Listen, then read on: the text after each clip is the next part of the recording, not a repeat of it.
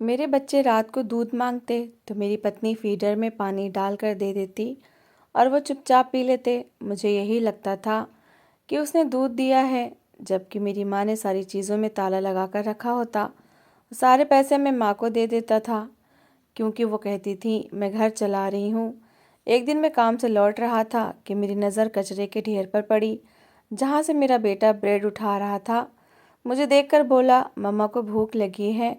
तो मेरा दिमाग घूम गया और उसे लेकर घर पहुंचा तो सामने, मम्मा भूख लगी है, फीडर दे दो ना। मेरे छोटे बेटे ने नींद से उठकर अचानक फीडर मांगा तो मेरी पत्नी ने घबराकर मेरी तरफ देखा और कहने लगी, हाँ हाँ देती हूँ, तुम लेट जाओ। बेटा मेरी तरफ देखने लगा तो मैंने उसे अपने पास बुला लिया और कहा, यहीं पर फीडर ला कर दे दो, मैं खुद उसे पिला देता हूँ। मैंने बेटे को उठाकर अपनी गोद में लेटा लिया। वह मेरे साथ मस्ती करने लगा। मेरा बेटा 2.5 साल का था मगर बहुत होशियार था, अपनी उम्र से कई गुना ज़्यादा समझदार था। वो मेरे साथ खेलने लगा तो मेरी पत्नी भी बराबर में आकर लेट गई। फीडर उसने खिड़की के पास रख दिया था। खेलते खेलते उसने फीडर मांगा तो वो कहने लगी, चलो पहले जाकर अपनी जगह पर लेट जाओ, फिर फीडर पी लेना। मुन्ना मुँह बनाते हुए मेरी गोद से निकला और अपनी जगह पर जाकर लेट गया और फीडर पीने लगा। मैंने कहा, मुझे पकड़ा देती, फीडर मैं खुद पिला देता। उसका मेरे पास बैठने का कितना मन था, मगर तुमने उसे दूर भेज दिया। मेरी बात सुनकर वो मुस्कुरा पड़ी और बोली, इतनी लंबी ज़बान है उसकी, हर बात का उसके पास पहले से ही जवाब होता है, तो फीडर खुद क्यों नहीं पी सकता? उसके लिए अपने पापा को नखरे क्यों दिखा रहा है?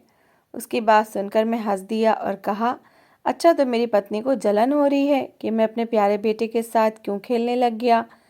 मेरी बात सुनकर वो भी हंसने लगी। अगले दिन मैं जल्दी काम पर चला गया, मगर जाने से पहले अपनी सारी सैलरी माँ के हाथ में रख दी। माँ ये लीजिए पैसे, घर के सारे खर्च की जिम्मेदारी आपकी है, आप देख लीजिएगा और वैशाली को जिस चीज़ की ज़रूरत हो वो भी मंगा दीजिएगा। वैशाली तुम्हें जो भी चाहिए माँ को बता देना। मैंने माँ और अपनी पत्नी दोनों से कहा और काम के लिए निकल गया। मगर जाने से पहले मैंने वैशाली के चेहरे पर छाई हुई मायूसी ज़रूर देखी। वैशाली बड़ी धैर्य वाली औरत थी, हमेशा मुस्कुराती और खुश रहती थी। हर दुख सुख में उसने मेरा साथ दिया था, कभी किसी कठिनाई में मुझे अकेला नहीं छोड़ा था। घर के जितने काम होते वो मुझे हमेशा अच्छी सलाह देती थी। उसके चेहरे पर मैंने आज तक मायूसी नहीं देखी थी। अब इस समय उसके चेहरे पर छाई मायूसी मुझे बुरी तरह डिस्टर्ब कर रही थी।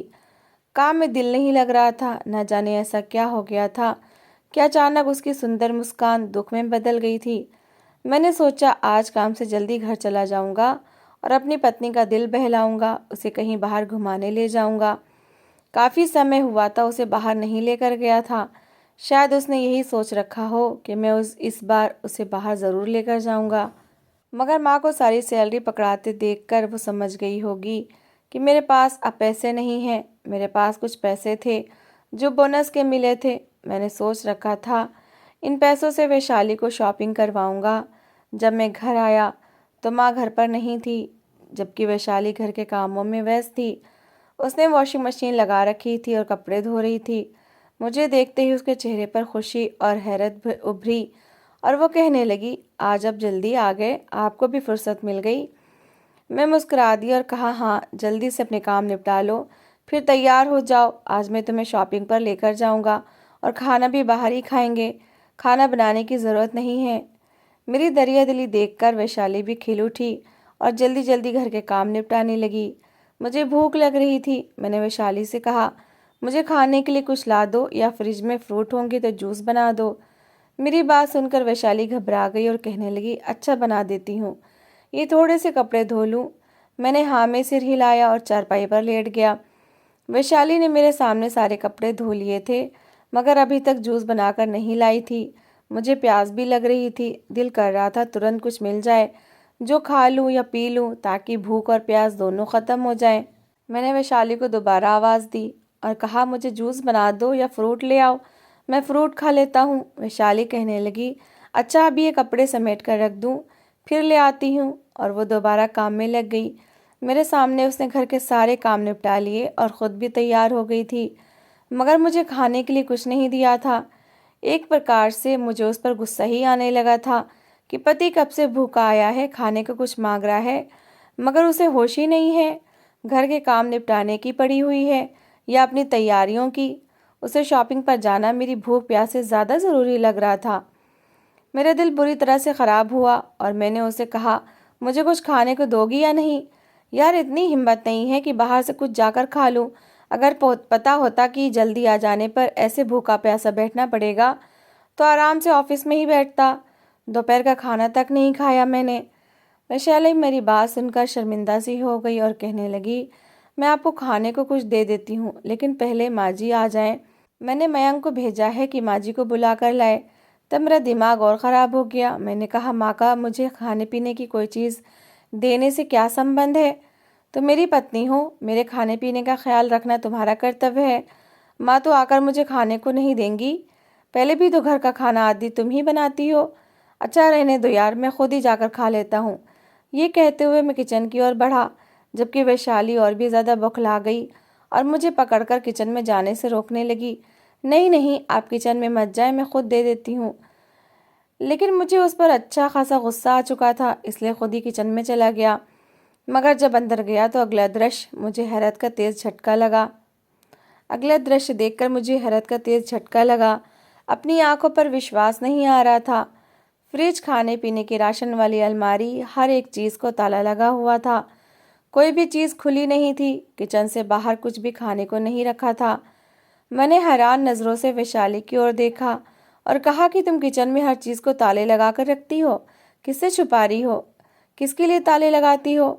तब उसने सर झुका लिया और कहने लगी, ताले मैंने नहीं, माँ जी ने लगाए हैं। उसकी चाबियाँ उन्हीं के पास होती हैं। मैं इतनी देर से माँ का इंतज़ार कर रही थी और इसलिए आपको कुछ खाने को भी नहीं दिया था। लेकिन माँ किचन को ताला क्यों लगाती हैं? मेरी सुई वहीं पर अटकी हुई थी। मुझे नहीं पता क्यों लगाती हैं। माँ आएंगी तो उनसे ही पूछ लीजिएगा। वैशाली कहते हुए किचन से चली गई थी। इस बार उसका स्वर थोड़ा गुस्से वाला भी था और ज़िंदगी में पहली बार ऐसा हुआ था कि उसने मुझसे ऐसे स्वर में बात की थी, वरना वो तो हमेशा बहुत प्यार से बात करती थी। ऐसा लगता था जैसे कानों में रस घोल रही हो। मैं बेताबी से माँ का इंतज़ार करने लगा। माँ आई तो मैंने तुरंत सवाल किया कि माँ, किचन की हर चीज़ को ताला क्यों लगा कर रखा है आपने? तो खाने पीने के लिए भी बाहर कुछ नहीं छोड़ा। क्या आप मुझे बता सकती हैं कि किससे खाने पीने की चीज़ें किससे छुपाई जाती हैं? घर में आपके, मेरे, वैशाली और बच्चों के अलावा होता ही कौन है? कोई काम वाली तो आती नहीं जो आप ये सोचकर ताला लगा देती हैं कि कहीं वो राशन चुरा कर न ले जाए। मैंने सीधा माँ से सवाल किया तो माँ हड़बड़ा गई, मगर फिर तुरंत संभल गई और कहने लगी, मैं पड़ोस में जा रही थी और तुम्हारी पत्नी के सैर सपाटों का तुम्हें पता ही है। कभी भी मुंह उठाकर किसी के भी घर चल देती है। मैंने सोचा किचन को लॉक लगाती हूँ, बाहर का दरवाज़ा तो वैसे भी खुला होता है। कहीं ऐसा न हो कि घर के अंदर कोई घुस आए और राशन चोरी करके ले जाए। माँ का अजीब जवाब मेरी समझ में नहीं आया था। वैशाली तो कहीं आने जाने से बहुत घबराती थी, लेकिन मैं बात की गहराई में नहीं उतरा और माँ से चाबी लेकर फ्रिज से फ्रूट्स निकाले और खाने लगा। उसके साथ साथ वैशाली और बच्चों को भी दिए। बच्चे ऐसे जल्दी जल्दी फ्रूट्स खा रहे थे जैसे पहली बार देख रहे हों। उनकी ऐसी हरकत पर मुझे गुस्सा आया। मैंने कड़ी नज़रों से वैशाली की ओर देखा और कहा, तुम कैसी परवरिश कर रही हो बच्चों की? कैसे भूखों की तरह हर चीज़ पर टूट पड़े हैं? अगर मैं किसी दूसरे के घर पर होता तो मेरी क्या इज्जत रह जाती? ऐसे खा रहे हैं जैसे पहली बार फ्रूट देखे हों। प्लीज़ कुछ अच्छे तरीके से इनकी परवरिश करो। वैशाली शर्मिंदा होकर सर झुकाकर कहने लगी, दोबारा आपको शिकायत का मौका नहीं दूंगी, बच्चों को भी अच्छे से समझा दूंगी। तब मैंने हामी सिर हिलाया। मैं आज दोपहर में जल्दी घर आ गया था, मगर मेरा सारा मूड ख़राब हो चुका था और अब दिल भी नहीं कर रहा था कि वैशाली को शॉपिंग पर ले जाऊं। मगर उससे पहले ही कह चुका था, अब इनकार कर देता तो उसका दिल बुरा हो जाता, इसलिए चुपचाप उसके साथ चला आया था। मगर सारा समय मैं माँ के किचन को ताले लगाने और बच्चों की भूखों की तरह टूट कर खाने के बारे में ही सोचता रहा। जो कुछ मेरे दिमाग में आ रहा था वो बहुत अजीब था। मैं ये सब सोचना नहीं चाहता था। हम रात को देर से घर वापस आए। वैशाली और बच्चे बहुत खुश थे और उनकी खुशी देखकर मेरा भी मूड अच्छा हो गया था। माँ घर पर हमारा इंतज़ार कर रही थी। वो हमारे साथ नहीं गई थी। मैंने बाहर से लाया हुआ खाना उनके आगे रखा तो उन्होंने आराम से खाया और कहने लगी, बहुत थक गए होगे, जाकर आराम कर लो और ये फालतू के खर्चे कम करो, महंगाई का दौर है। आज बच्चे छोटे हैं, कल को बड़े हो जाएंगे तो खर्चे संभालना मुश्किल हो जाएगा। इसलिए सोच समझकर खर्च किया करो। अब तुम्हारी नई नई शादी तो है नहीं कि इस तरह के नखरे पत्नी के उठाते फिर रहे हो। वैशाली के सामने ही मुझे अच्छी खासी बातें सुना दी थी।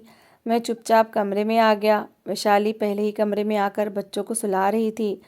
छोटे बेटे ने फीडर मांगा तो वैशाली किचन में चली गई ताकि फीडर धोकर दूध ला सके। बच्चा पीछे से जिद करने लगा और रोने लगा। मैं वैशाली को बुलाने के लिए किचन में आया तो देखा वो बर्तन धोकर साफ करके रख रही थी। मैं वहीं दरवाजे में खड़ा होकर उसे देखने लगा। उसका मुझ पर ध्यान नहीं गया था। उसने पानी से फीडर बनाया और उसका ढक्कन लगाकर जैसे ही पलटी, मुझे दरवाजे पर देखकर एक पल के लिए ठिठक गई। आप यहाँ क्या कर रहे हैं, कब आए और मुझे आवाज़ क्यों नहीं दी? वो साफ बौखला गई थी। मैंने कहा, बस अभी आया था। मुन्ना रो रहा था और बार बार फीडर की जिद कर रहा था। वो कहने लगी, अच्छा आइए कमरे में चलिए। मैंने उससे ये बात छुपा ली थी कि मैंने उसे फीडर में पानी भरते हुए देख लिया था। मैं चुपचाप उसके पीछे चला आया। उसने मुन्ने को चारपाई पर लिटाया और उसके हाथ में फीडर दिया। मुन्ने ने फीडर पकड़कर मुंह में डाल लिया और आराम से पीने लगा। मैं हैरत से ये सब देख रहा था। फीडर में पानी था, मैं ये बात अच्छे तरीके से जानता था और मुन्ना आराम से पी रहा था जैसे वो पानी पीने का ही आदी हो। इसका मतलब था कि वैशाली रोज़ मुन्ने को फीडर में पानी भर कर दिया करती थी। वो रोज़ पानी पीकर ही सोता था। ये उसके लिए कोई नई बात नहीं थी। मुझे कुछ दिन पहले की घटना याद आई जब मुन्ना मेरे पास सोने की जिद कर रहा था। वैशाली ने फीडर वही खिड़की में रख दिया था, मेरे पास लेकर आई थी। मेरा दिल और बुरा होने लगा था कि वैशाली बच्चों को पानी के फीडर भरकर क्यों देती थी, उन्हें दूध क्यों नहीं देती थी।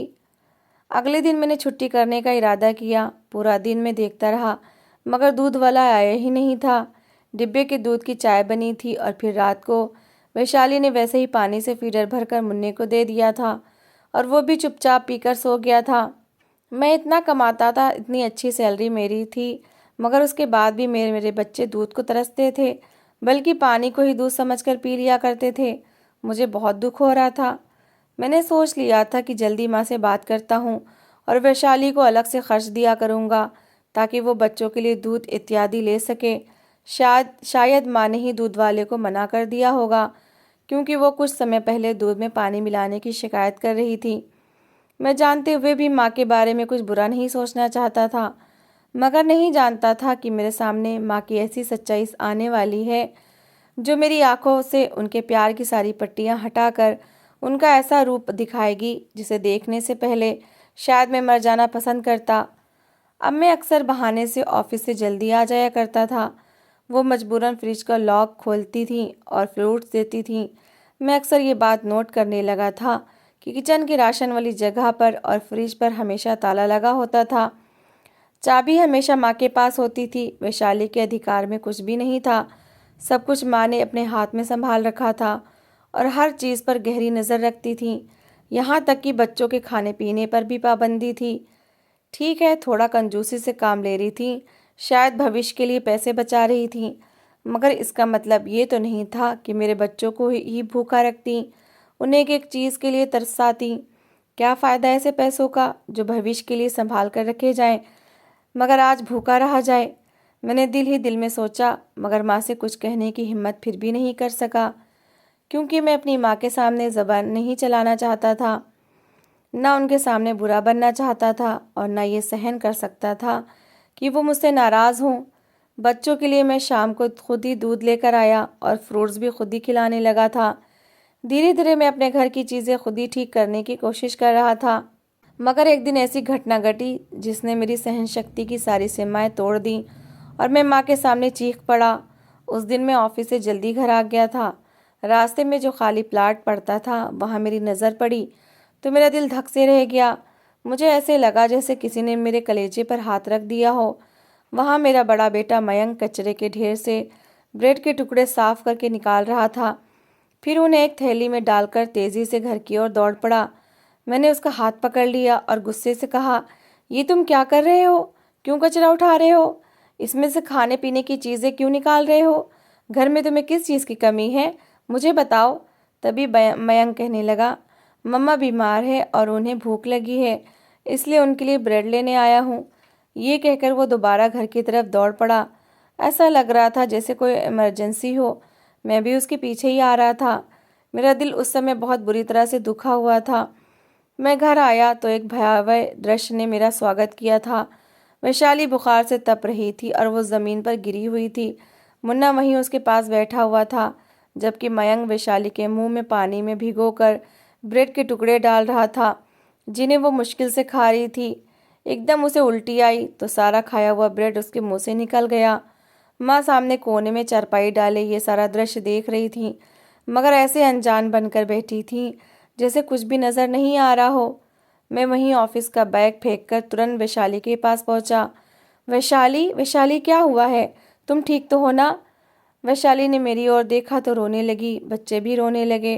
कहने लगे, मम्मा बीमार थी, डॉक्टर ने रोटी खाने से मना किया था, तो हमने दादी से कहा कि बिस्किट या ब्रेड दे दें, मगर दादी ने साफ इनकार कर दिया और कहा कि तुम्हारी माँ ड्रामे करती है, इसलिए इसे रोटी खिलाओ। मैं ये ब्रेड ढूंढ कर लाया था, मगर माँ को उल्टी आ गई। माँ ने ये ब्रेड भी नहीं खाया। पापा, माँ मर तो नहीं जाएंगी? मेरे बेटे ने यह कहा तो मैंने उसे उठाकर अपने सीने से लगा लिया और गुस्से भरी कड़ी नज़रों से माँ की ओर देखा। मैं तुरंत वैशाली को अस्पताल ले गया, जहाँ डॉक्टर ने कहा कि सही खाना ना मिलने के कारण वो बहुत कमज़ोर हो रही है और अगर समय पर सही देखभाल ना की गई तो इनकी जान को खतरा है। मैं ये सब सुनकर सकते में आ गया। मैं वो आदमी था जिसने अपने घर में कभी किसी चीज़ की कमी नहीं आने दी थी, मगर उसके बाद भी मेरी पत्नी और बच्चे एक एक चीज़ को तरसते थे और कमज़ोरी का शिकार थे। वापसी पर मैं फ्रूट्स और जूस लेकर आया, खाना पैक करवा कर लाया था। घर आकर अपने बच्चों को खिलाया और फिर माँ के पास चला गया ताकि उनसे पूछ सकूं कि उन्होंने ऐसा क्यों किया। मैंने वैशाली की हालत के बारे में माँ को बता दिया तो उन्होंने इस बात को ज़्यादा गंभीरता से नहीं लिया। कहने लगी, इस औरत को वैसे भी ड्रामे करने की आदत है। मैंने एक एक रुपया बचा कर रखा है, मैं देखभाल कर कर खर्च करती हूँ। तुम देखना, एक दिन तुम्हारे लिए कोई ना कोई चीज़ बना दूंगी। मैं गुस्से में कहने लगा, माँ आज के बाद मैं आपको सिर्फ आपका खर्चा दूंगा, घर का खर्च मैं खुद चलाऊंगा। वैशाली मुझे रास्ते में बता चुकी थी कि माँ उसे और बच्चों को खाने के लिए कुछ भी नहीं देती, एक एक चीज़ के लिए तरसाती हैं, हद से ज़्यादा कंजूसी करती हैं। उसके बाद मैं अपने घर का सारा खर्चा खुद चलाने लगा और धीरे धीरे हमारी सारी परेशानियां दूर होती चली गईं। मेरी पत्नी और बच्चे खुश रहने लगे। बच्चों की आदतें बदल गई थीं और अब माँ भी ठीक रहती थीं, क्योंकि शायद उन्हें अपनी गलती का एहसास हो चुका था। तो दोस्तों, इस कहानी को लेकर आपकी क्या राय है, कमेंट बॉक्स में ज़रूर बताएं। और अगर आपको हमारी आज की कहानी अच्छी लगी हो तो प्लीज़ इसे लाइक ज़रूर करें। अगर आपने अभी तक हमारे चैनल को सब्सक्राइब नहीं किया तो ज़रूर कर लीजिए। तो मिलते हैं ऐसी ही एक और मोटिवेशनल कहानी के साथ। Thanks for watching.